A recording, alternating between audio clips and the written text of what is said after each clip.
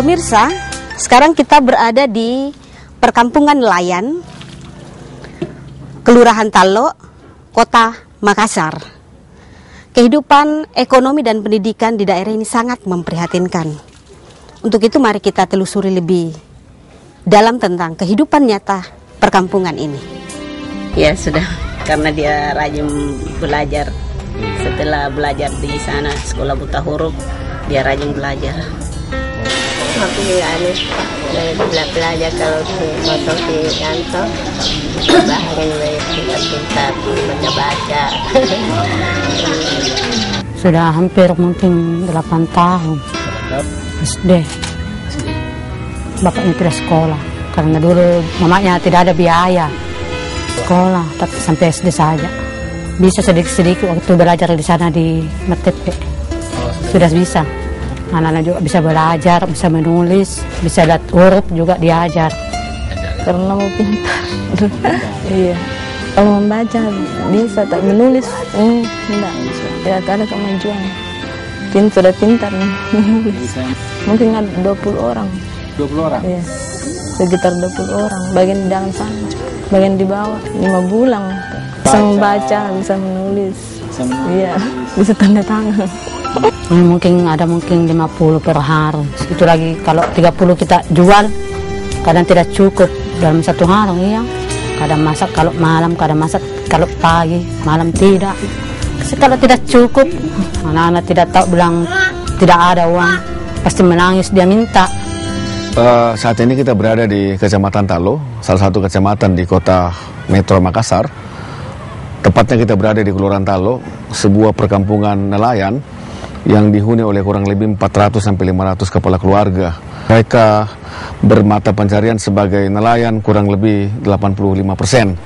Kehidupan mereka berada dalam kondisi yang sangat memprihatinkan dari berbagai segi, baik dari sisi ekonomi, pendidikan, kesehatan, termasuk juga akses pada berbagai sendi kehidupan.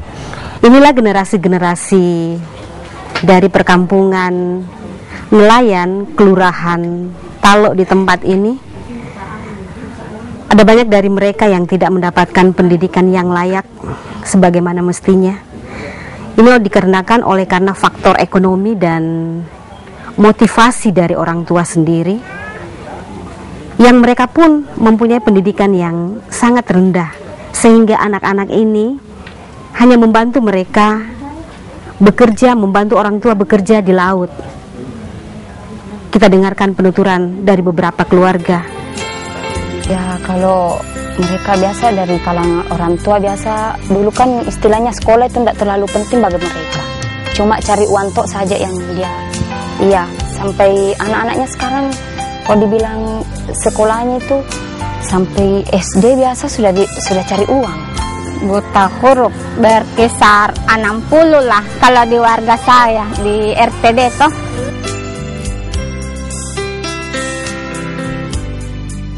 Oh, banyak.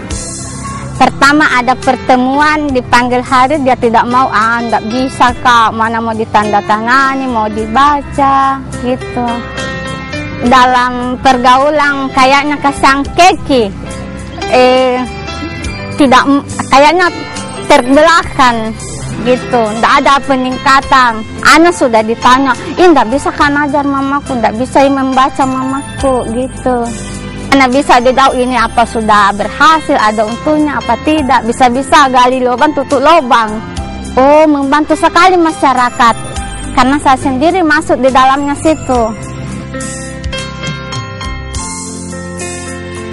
Sudah lumayan banyak.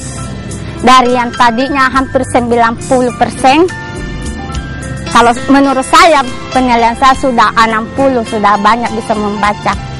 Tapi cara-caranya bergaya, cara-caranya ngomong, cara-caranya lebih ditingkatkan cara penulisannya itu Pak. Tapi setelah ada namanya pembimbing begitu, oke, sudah sedikit ada perubahan.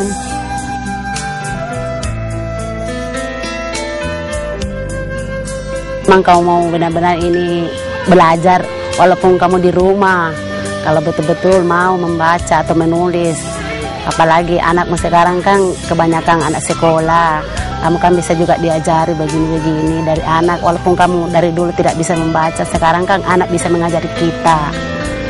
Karena perbalikan zaman, karena ibunya buta huruf, sekarang kan anaknya lagi bisa kita ya mengajar. Ya, memotivasi mereka itu supaya bagaimana caranya, biasa dari anaknya, biasanya kan anak-anak bilang, saya malu kalau orang tua saya nih nggak bisa membaca. Kan biasanya mereka kan jalan sama orang tuanya. Biasa ya cuma itu saya motivasinya, mungkin bilang bagaimana supaya kita bisa belajar. Karena ada sekolah-sekolah biasa disediakan kayak paket-paket begitu yang untuk sekolah buta huruf. Kami dari Yayasan Makarai Soleteng Pamase masuk di dalam wilayah ini untuk memberikan program dalam rangka pemberdayaan masyarakat. Hal tersebut kami tempuh dimulai dari pemberantasan buta huruf karena hal itu sangat penting bagi peningkatan sumber daya manusia. Mereka bisa masuk ketika mereka mendapatkan pendidikan yang baik. Kemudian juga hal yang lebih penting adalah bagaimana merubah mindset atau pola berpikir mereka dalam budaya yang sudah mengakar di tempat ini. Artinya pendidikan bagi mereka tidak penting, kesehatan bagi mereka pun tidak penting. Yang penting mereka bisa melaut. Hal itu yang coba kita masuk dengan berbagai program yang sudah kita berikan di tempat ini. Kita mulai dari kalangan ibu-ibu. Kenapa? Karena ibu-ibu adalah di tempat ini adalah motivator dalam rumah tangga. Mereka yang mengatur rumah tangga ini, sehingga kita mendidik ibu-ibu dimulai dengan sekolah pemberantasan buta huruf. Harapan kita dari situ kemudian akan terjadi lonjakan atau akan terjadi perubahan dari sisi peningkatan sumber daya manusia. Dengan demikian kita bisa masuk dengan program-program yang lain. Nah, program ibu-ibu itu banyak pada usaha kecil.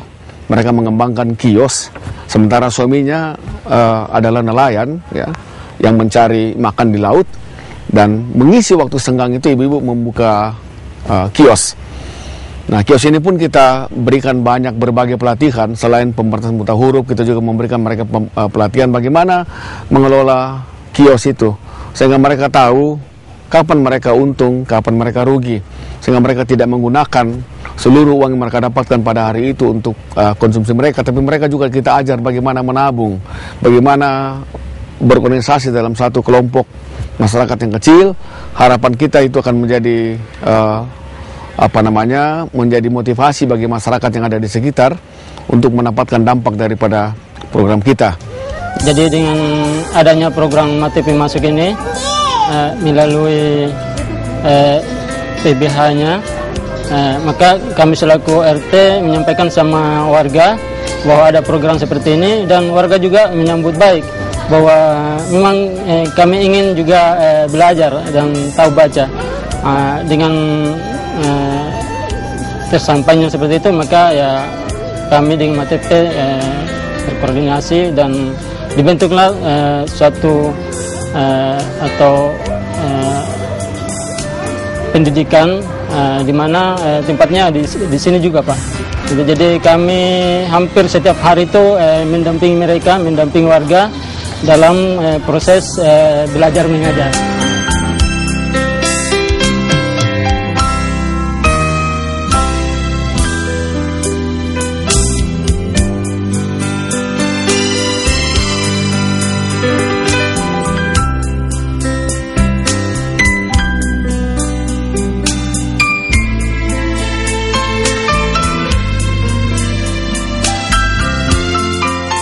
Waktu masih belum masih ini MATP masuk, kita buta huruf. Ya sekarang kan ini mau MATP masuk, kita belajar sedikit-sedikit. Jadi insya Allah di situ bisa belajar sedikit membaca sama menulis. Ini kita belajar waktu kehabisan ini MATP mengajar di sini, kita belajar di rumah membaca sedikit-sedikit.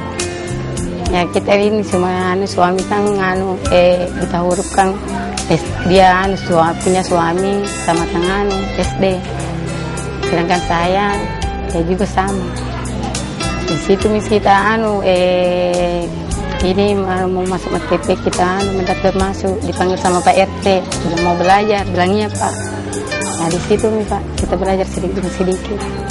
Kan kita mau belajar Pak, supaya kalau kita ada orang dari luar masuk kan bisa kita cerita sedikit. Biasa Bambang kan bisa tanda tangan. Dan kalau tidak kita belajar sini bagaimana cara nulisnya bisa tanda tangan.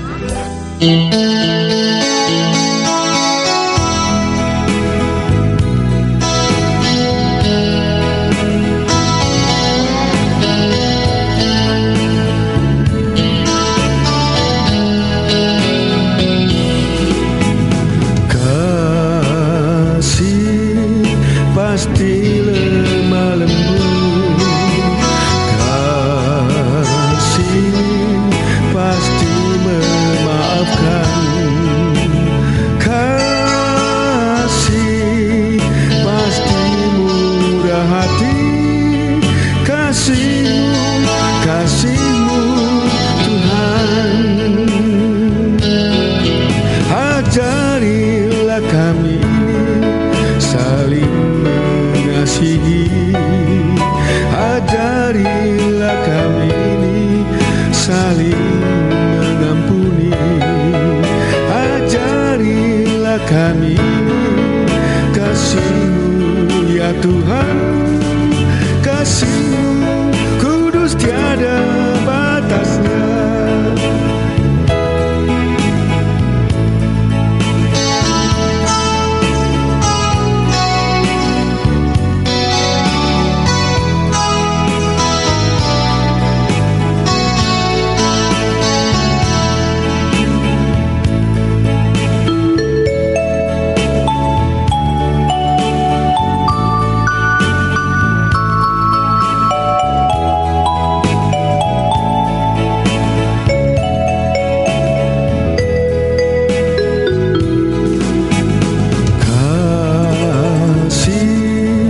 Pasti lemah lembut, kasih pasti memaafkan, kasih pasti murah hati, kasih-Mu Tuhan.